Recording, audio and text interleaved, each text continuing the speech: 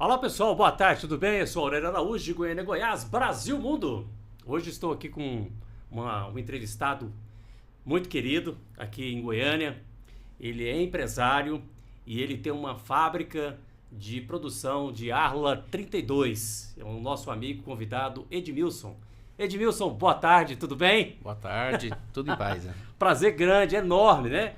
Tê-lo aqui conosco, aqui no nosso podcast aqui da Mr. Truck, com apoio cultural, logicamente, não posso deixar de dizer, da MTE Thomson. Então, juntamente com a MTE Thomson, temos aqui hoje, então, o nosso amigo querido Edmilson, da QMC Indústria, correto? Correto? Correto. Edmilson, vamos direto ao ponto, direto ao assunto, né? Conta pra gente aí como é que foi o início da sua trajetória no segmento automotivo. Bom, é um pouco longo, mas eu vou resumir aqui em 30 minutos. Brincando. Não, claro. Eu tenho há 40 anos, eu me iniciei no segmento automotivo. Aí depois vim buscando nichos, né? Dentro do segmento, né? O primeiro deles foi distribuição de autopeça, né? E depois, dentro dessa distribuição de autopeça, eu introduzi a linha química, né? Que eu gostei, achei interessante, né? E depois eu montei a fábrica de produtos químicos, né? E depois eu dei uma enxugada. Aí eu fiquei com poucos produtos, porque é muita coisa para cuidar, e mexer com produto químico não é brincadeira, sabe? Precisa de muito controle, não só na hora de produzir, mas também na hora de comprar matéria-prima. Sai muito lote errado, sabe?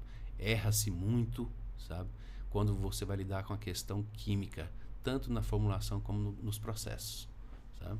E hoje nós estamos aí com a fábrica, né? A QMC, produzindo somente Arla 32 e fluido de arrefecimento. Nós ficamos somente com esses produtos. E quanto tempo você está já fabricando o Arla 32?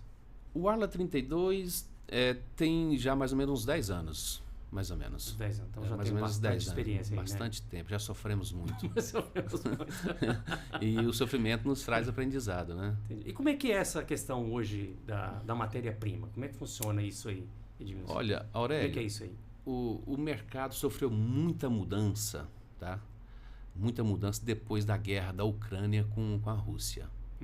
Recentemente não, foi mais ou menos a guerra iniciou em janeiro, né, de fevereiro de 2022, me parece, né? Já tem para 3 anos, né? Certo, 3 anos. Eu até escrevi um artigo, não sei se você se lembra. Você mandou para um amigo seu, né? Que ele até deu um feedback lá falando sobre, ele falou, por que isto, né? Falei, é verdade. A indústria de Arla 32 vai entrar em dificuldades, sabe? Ela vai colapsar. E o colapso até já passou, sabe? Agora já estamos numa nova etapa. Sabe? Eu acho que está uma etapa de renovação, né? De aprendizado, né? Pelo que se passou. Porque a resposta é simples. 90% da matéria-prima do Arla 32 vem do leste europeu. Sabe? Onde fica a Ucrânia, Bielorrússia, Rússia e etc. O Brasil não tem não tem essa matéria-prima? Hoje não. Hoje não tem. Não, mas já teve já. Já teve em Araucária, né, Paraná. Já teve já aqui a Camaçari, Bahia, e Laranjeiras em Sergipe, né? Só que de Sergipe era mais complicado na época, quando eu negociava com eles era mais complicado, sabe? Eu negociei muito com Camaçari e funcionava direitinho, sabe? Tanto que a gente tinha carreta, né? Que toda semana ia buscar matéria-prima, funcionava belezinha, tranquilo, sem problema algum, mas aí, né? O Brasil mudou de governância, né? E acharam por bem paralisar a produção de nitrogênio no Brasil. Essa matéria-prima, ela é extraída da terra? Como é que é essa matéria-prima? A ureia, ela é original de onde? A matéria-prima, a principal matéria-prima da ureia é calor e gás. Calor e gás. Então, onde não tem gás, não tem ureia. Certo? Entendi. Que da ureia vem a formação, então, da ureia, gás e o que mais? E gás, Calor, Calor e gás. e gás. Gás natural. Que o leste europeu é muito rico em gás. Né? Certo. É por isso que de lá saem as melhores matérias-primas, com os melhores preços, né? Só a questão mais é que se dificulta mais a questão do leste europeu, a questão de logística, principalmente com esses conflitos que está tendo lá. Entendi. Então a indústria ela colapsou, mas ela está se reerguendo. Sabe? Eu mesmo estou percebendo que já dá para galopar, sabe, a passos mais rápidos. Esses países nossos vizinhos aqui da América Latina não tem produção de ureia. Tem produção de ureia, mas a ureia grau automotivo não tem. Entendi. Né? Porque a ureia automotiva ela tem um alto grau de pureza. Sabe? Não é qualquer ureia que você pode produzir o Arla.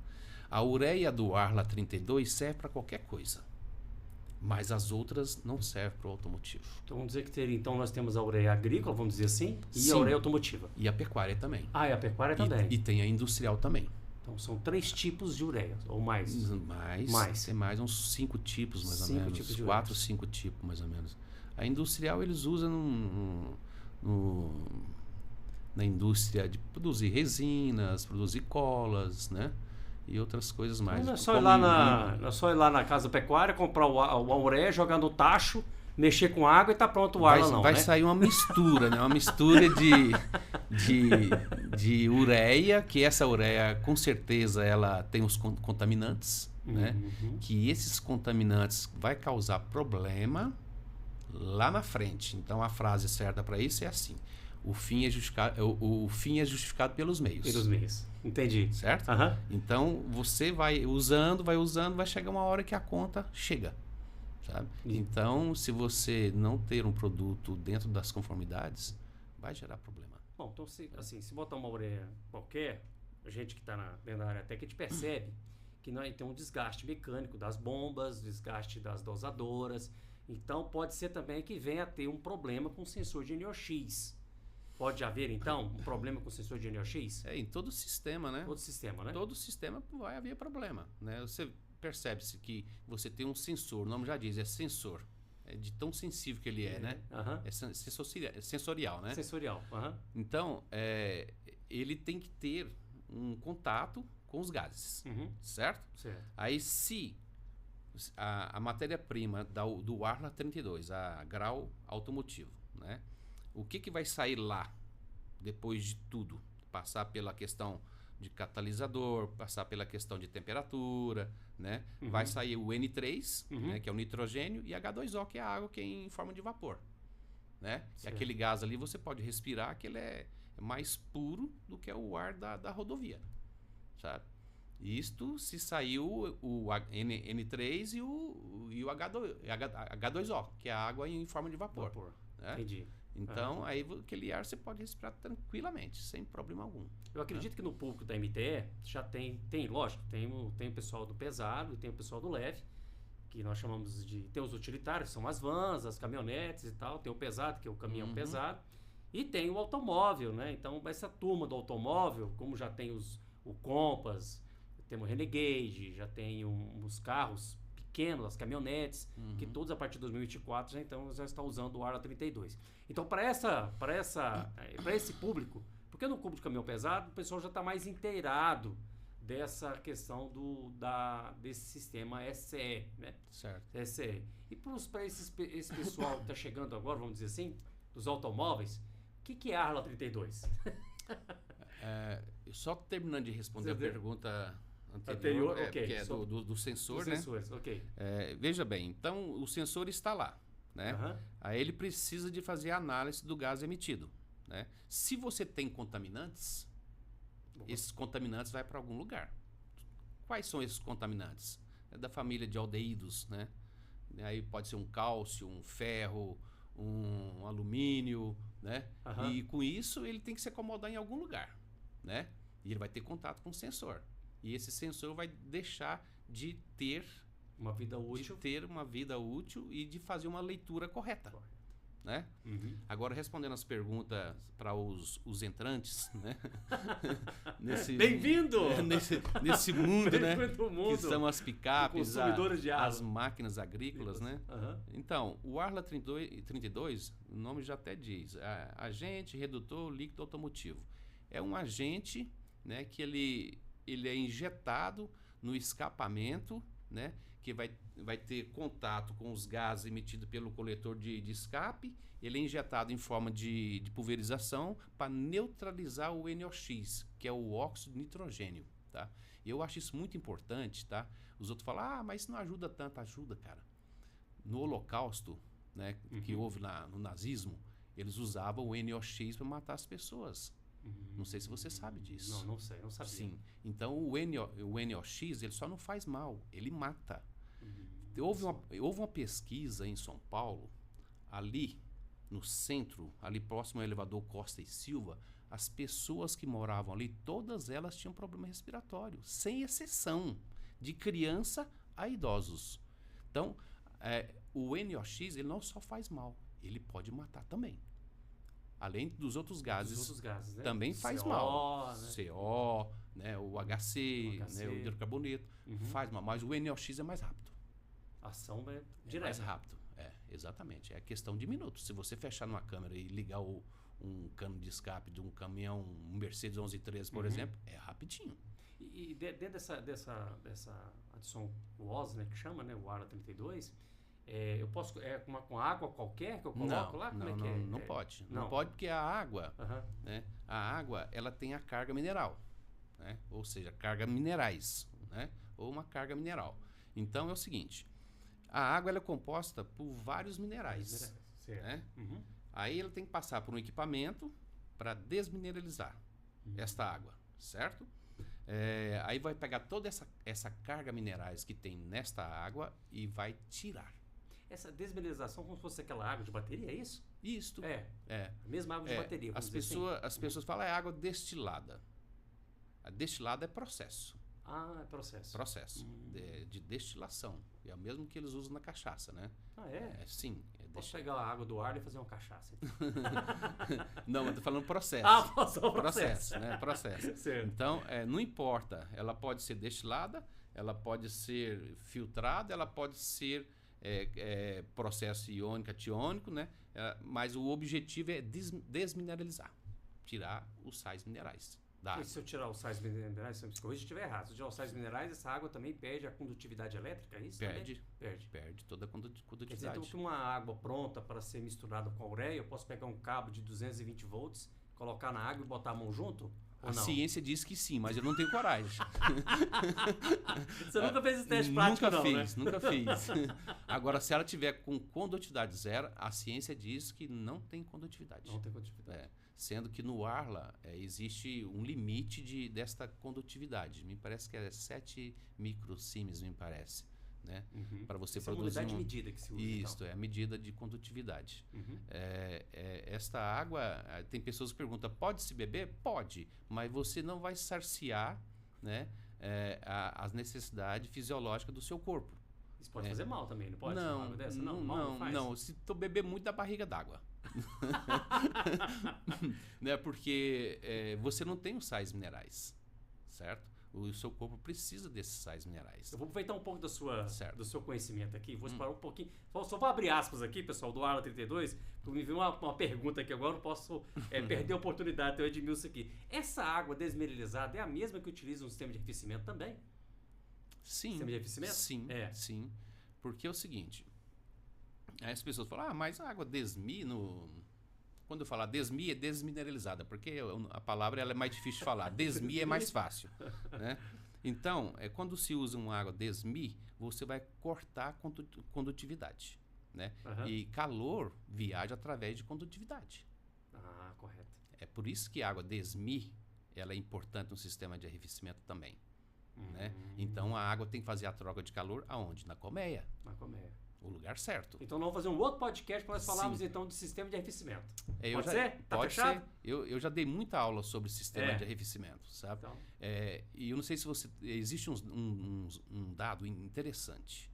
para quem tem frota, ou até mesmo proprietário de veículo, né? Que tem seus Automóveis veículos, do dia a dia. 80% das quebras de motores começam pelo sistema de arrefecimento. É, porque o corpo humano depende dos fluidos, né? Sim. Então, se os fluidos vão ruins, então quer dizer então que o motor com a combustão, né? Também vai ruim, vai mal, né? Se você não tem uma troca de calor boa, né? Você vai ter problema. Certo? Entendi. Se não tem troca de calor, uma boa troca de calor, vai ter superaquecimento. Aí reação em cadeia. Então vai ficar um gostinho para vocês aí que estão assistindo. Nós vamos trazer de música aqui de novo, mas falar tanto sobre o sistema de arrefecimento, que é o outro item que é muito importante para quem tem frota, para quem tem veículo automotor, né? De forma geral, é muito importante. Obrigado, Edmilson, pela dica. Fica a dica aí. Acendeu a lâmpada aí, né? Tanto que eu já prestei consultoria pro pessoal da Fórmula Truck. E eu aprendi muita coisa mesmo. Fórmula Truck Eles me chamaram para prestar consultoria, mas eu aprendi mais com eles. É ensinando que aprende, né? Não tem exatamente. Foi muito bom, cara. Eu gostei do aprendizado. Viu? Que bom. E dentro dos processos, assim, como é que funciona o processo da fabricação desse Arla? Quais são os cuidados? Olha, os principais cuidados, né? Você tem que colocar numa palavra que se resume em tudo. Chama-se de controle.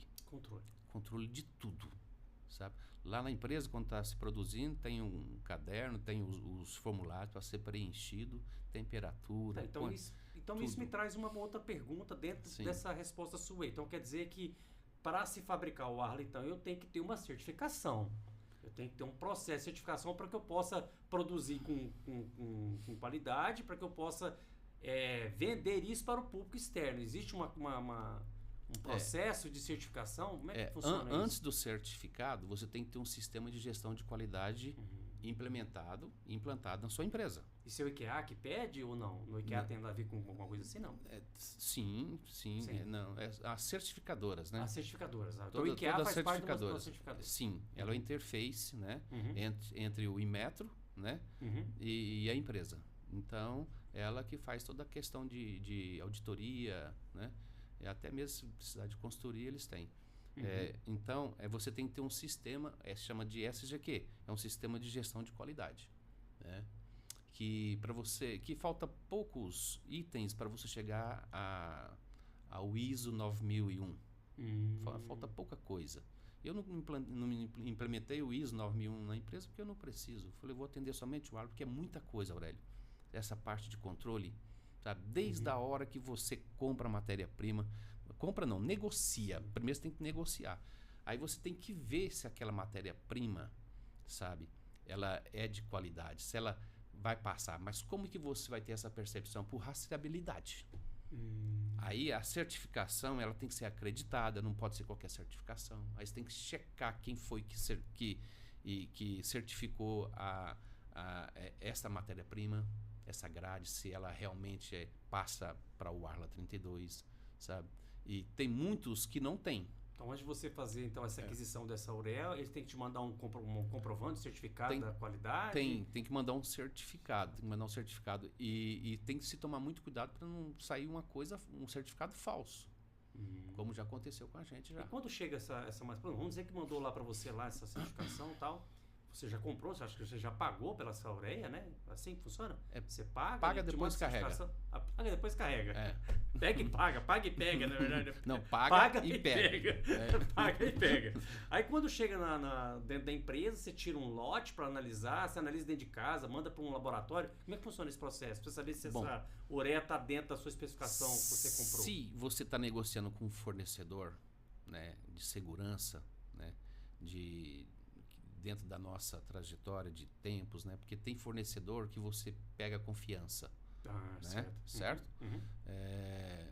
Que seja o fornecedor estrangeiro como seja um fornecedor nacional, né? Você pega confiança. Mas mesmo assim, como a empresa sempre tem que estar mandando produto para análise, que faz as coletas no mercado, né? Faz a coleta no mercado, tem que mandar para o laboratório, né? Para ser reportada a certificadora, né? Então a gente junta tudo isso aí, sabe, para a gente se munir de documentos, né? Para se acaso tiver alguma reclamação, alguma coisa, a gente ter todas as provas. Eu até hoje na empresa, eu acho que já tive Nós já tivemos reclamação aí, acho que não passa de 5 vezes com relação à questão de uma reclamação de controle de questão de qualidade do produto. Mas tudo foi resolvido, sabe? 2 realmente a empresa estava errada, nós tivemos que ressarcir o prejuízo do cliente, sabe? Tudo por erro de equipamento. Erro de equipamento. Equipamento que provavelmente deve ter levado uma queda, né? Deve ter levado uma queda, descalibrou o equipamento e o produto saiu não quantitativo. Saiu fora. Saiu fora. Então, existem dois formatos então, de análise, o quantitativo e o qualitativo, correto? Perfeito, sim. Então, quando chega essa matéria-prima, você tira um lote com uma amostragem e manda para um laboratório para fazer essa análise do qualitativo, seria isso ou não? O qualitativo, como eu te falei, é por questão de rastreabilidade, né? E também você pode fazer em laboratório. Aí, existe 2 formas de você analisar ali. Seria a água mais a ureia, né? Para analisar a água, é tranquilo, é sem problema, é fácil, é um reagente, né? Não nocivo, sabe? Esse Arla Test que eles chamam, né? É isso que eu tô falando. A Polícia Rodoviária Federal utiliza, que muda de cor ali quando você coloca o produto. É um reagente. Aquele funciona 100%? Posso acreditar? Não, ele não é 100% de segurança, ele só te dá uma orientação. Mas o que está errado quando ele dá uma coloração errada ali, uma coloração diferente, perdão? É a questão da qualidade da ureia ou é a qualidade da água ou os dois? Pode ser dos dois. E pode ser somente da água também. Se você tiver uma água não desmineralizada, colocar com a matéria-prima dentro das conformidades, vai dar problema. Aí o reagente vai dizer que o produto não está conforme. Né? Se você tiver uma matéria-prima não conforme, e se você colocar com uma água desmineralizada conforme, também ele vai reagir. Só que aí é um outro reagente. Que fazer essa análise da matéria-prima, que seria a ureia automotiva, é um reagente à base de ácido. E ele é muito perigoso, sabe? Tem que ser feito por pessoas já treinadas e capacitadas para fazer essa análise. Entendi. Por reação, que é feito de ácidos e é muito perigoso. Então, por isso que a própria Polícia Rodoviária Federal usa somente esse Arla Test aí, né? Para poder fazer, porque é mais simples, né? Já te dá um parâmetro ali, se ele está dentro ou fora ali, né? Ele nos dá uma referência muito boa, sabe? Mas o que faz ser acreditado mesmo é você mandar o produto para um laboratório para fazer essa análise. E tem um problema um problema sério aí nesse trâmite, sabe? É o tempo. É o tempo. Para você fazer uma análise hoje de um produto, dá 15 a 20 dias mais ou menos. Você não pode parar, como é que você para a sua fábrica aí para poder fazer isso, né?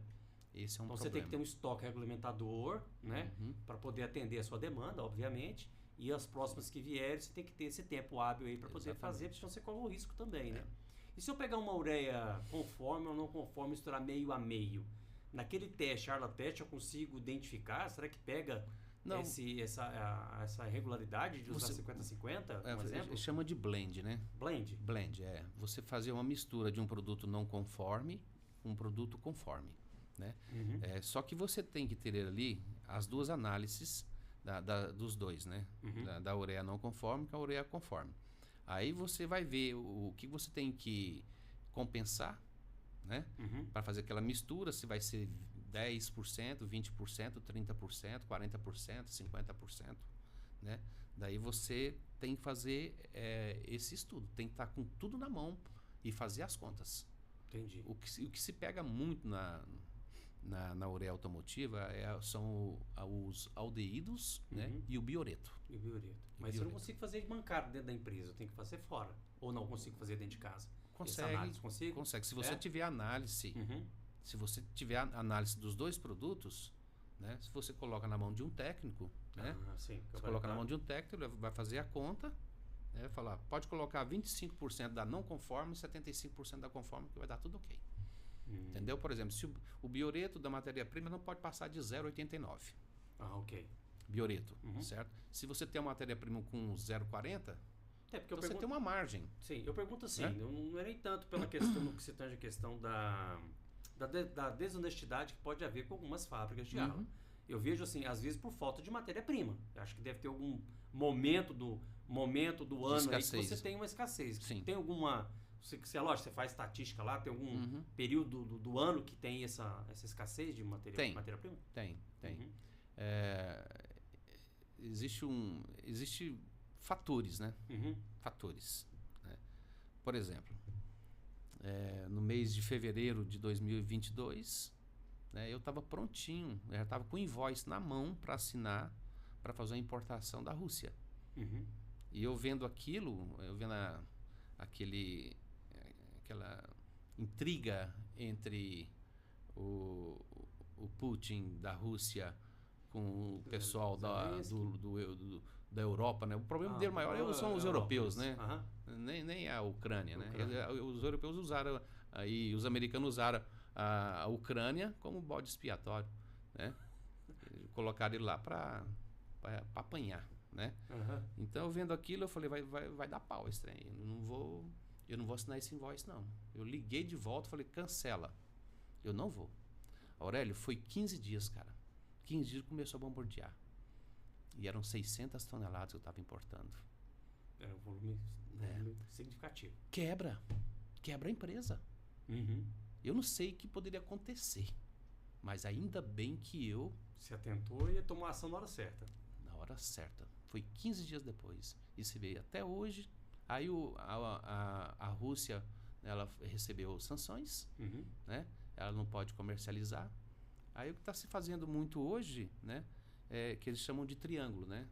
Sai da Rússia, vai para a China, sai da Rússia, vai para o Egito, vai para Marrocos, sai da China, sai da Rússia, né? E sai ali para os países vizinhos, e esses países vizinhos abastecem o resto do mundo, né? Só que traz insegurança. Como eu já comprei matéria-prima do Oriente Médio, ele foi do Catar. Eu já tive problema. Até ponta de cigarro vinha misturado na matéria-prima. Eu me lembro direitinho, como se fosse hoje, várias pontas de cigarro. Eu vejo assim que o usuário em si, ele fica um pouco vulnerável a essa situação. Igual combustível, qualquer coisa que você vai utilizar e comprar, você tem que acreditar muito naquilo que está rotulado, né? Ou seja, está com certificação do Inmetro, né? Está bem lacrado, o visual tá bom, mas tem alguma outra coisa, por exemplo, você acha que é viável uma pessoa que usa uma caminhonete e tal, ter um instrumento de medição para ver pelo menos o quantitativo e ter o Arla Teste para ter o qualitativo, assim, vamos dizer assim, na hora de abastecer? Tem que ter essa preocupação ou não precisa? Aurélio, eu acho que não. Não, né? Não precisa. Sabe por quê? A diferença da ureia automotiva para a ureia agro, sabe? Tá com a diferença de preço tão pequena, porque não compensa as empresas, sabe? Correr o risco. Correr o risco, né? Exceto se as empresas chegar no momento dessa matéria-prima ter a questão dos fatores que eu falei para você, que são os fatores de escassez, né? Comecei pela guerra da Ucrânia, né? E também tem a questão dentro do ano existe um período de maior demanda, outro de menor demanda. Aí tem a questão de armazém, sabe?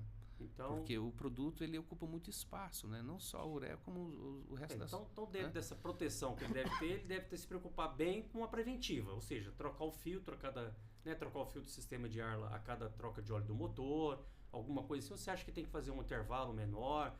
Ou vai depender muito de onde ele abastece? Vai ter uma estatística que igual o posto de combustível, né? A gente acostuma abastecer num posto porque sabe que ali tem um produto de qualidade. Né? Então, como é que você vê isso? Veja bem, o sistema do Arla, né? É o que eles chamam de... Qual é o nome que se dá para o sistema mesmo? SR.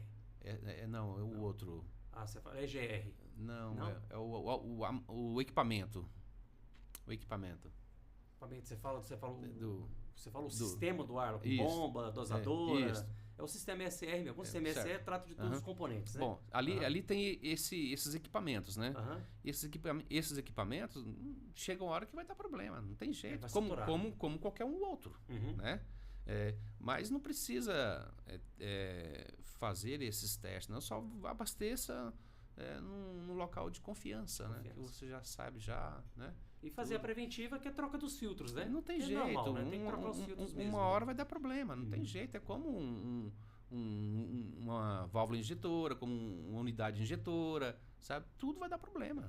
Filtro, né? O que eu tenho percebido às vezes é que na troca de óleo, às vezes o frentista, ou onde ele vai trocar o óleo, não tem esse costume de lembrar do sistema de Arla 32. Então ele troca o filtro de combustível, troca o filtro lubrificante, troca o filtro de ar, troca o filtro de ar da cabine, que é o filtro de ar do ar-condicionado, e esquece de trocar o filtro do sistema 32. Do Arla. Né? Então, se tem uma obstrução no sistema, alguma coisa vai romper, vai estragar com, né, assim, precocemente, vamos dizer assim, né?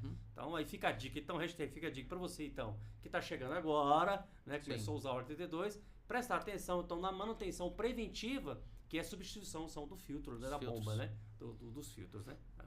Então nós já falamos aqui da qualidade, né? Falamos aqui da questão do qualitativo, do quantitativo, a questão também de análise em campo, né? Que a própria Polícia Rodoviária Federal faz juntamente com o IBAMA, né? Falamos sobre isso aqui. Como utilizar... A má qualidade nós sabemos que vai trazer um prejuízo, né? Precoce, sistema, né? Precoce, né? Então, são os minerais, né? Que não deveriam estar ali, né, que chamam de contaminantes, né? E esses contaminantes vai causar problema, principalmente no catalisador. Porque catalisador é feito de microfuros, né? Então, são as cerâmicas, né? Sim, cerâmica com microfuros, né? Então, esses minerais vão se acumular ali no catalisador, né? E com o tempo, o entupimento. Se é um entupimento, há uma perca de potência. Né? Porque não tem por onde os gases sair, né? Entendi. Aí e a manutenção do catalisador, a substituição do catalisador é muito cara, né? Então você buscar um fornecedor de confiança, né? É muito importante, sabe? Para você manter um padrão assim de qualidade. De qualidade, né? Ok, então fica aí então a informação para os nossos telespectadores, né? Referente então à preocupação que existe para um fabricante de Arla, né? O Arla 32, e o cuidado que ele deve ter simplesmente com a substituição do filtro. Não for abastecer o Arla 32, ele tem que ser translúcido, ou ele é opaco? Como é o visual do Arla? Qual que seria essa análise visual? Quando ele está em processo de mistura, tá? Dependendo da estação do ano, ele chega até a congelar. Sim, ele pode congelar, pode acontecer de congelar, né? Porque a reação entre o H2O, que é a água DESMI, né? E com a ureia automotiva. Existe algum aditivo? Por exemplo, vamos dizer que o pessoal lá do sul, lá de Canoas, calor, naquela região do sul, lá do Rio Grande do Sul. Calor, água quente. Água quente. Água quente. Não tem um aditivo que eu possa colocar junto? Não pode colocar mais nada. Não pode colocar mais nada. Isso é uma preocupação que tem que ter, né, Edmilson? A questão da sujidade, da contaminação do ar, como é que é esse cuidado aí? Tem que ter cuidado. Tem, porque às vezes o reservatório está contaminado e depois pode condenar o produto. Né? Então, respondendo a sua pergunta, né, o produto ele pode sair meio que turvo na hora da produção, mas depois ele cristaliza. Uma temperatura aí. Se fosse pegar uma água mineral dessa aqui, está totalmente translúcida. Vamos dizer assim, né? O Arla, conforme ele é desse jeito aí. Desse jeito aqui. Conforme seja dentro dos padrões corretos de fabricação. Né? Mas na hora da produção, ele sai meio que turvo. E já aconteceu de umas matérias-primas, nós compramos, sabe? Do produto ficar um pouco turvo. E ele passou na análise. Passou na análise. Passou. Sabe? Então, um tipo de qualidade de ureia lá, um tipo de produto, né?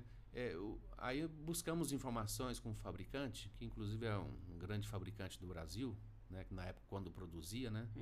Aí eles falou que isso faz parte do produto, porque às vezes a temperatura não foi adequada, né, na produção, e acontece isso. Mas se você colocar ele numa temperatura aí de ambiente de 35 graus, ele vai ficar translúcido. E fizemos isso e realmente deu certo. Deu certo. Sabe? Mas quando foi na época de inverno, né? E para você chegar na temperatura ambiente aí de 30 graus, 35 graus, dava muito trabalho. E deixamos lá no relento, sabe? Aí depois de 2 dias, isso para a gente fazer um teste, né? Claro, sim. Fez o teste lá, ficou translúcido, tranquilo. Perfeito, sem problema. Para poder passar pro consumidor, né? Uhum. Pessoal, então foi muito bom. Obrigado, Edmilson, pela sua presença aqui conosco. Imagina. Já está fechado, tá? Nosso bate-papo aqui sobre sistema de arrefecimento, que é um negócio importantíssimo, né, para os motores de combustão interna. Trocar as válvulas de... As válvulas termostáticas. Termostática, Não, né? o pessoal não troca, o pessoal quer jogar Joga fora. fora. Né? Joga fora. Se fosse tão ruim assim, os motores de 3 cilindros não vinham com 2, né?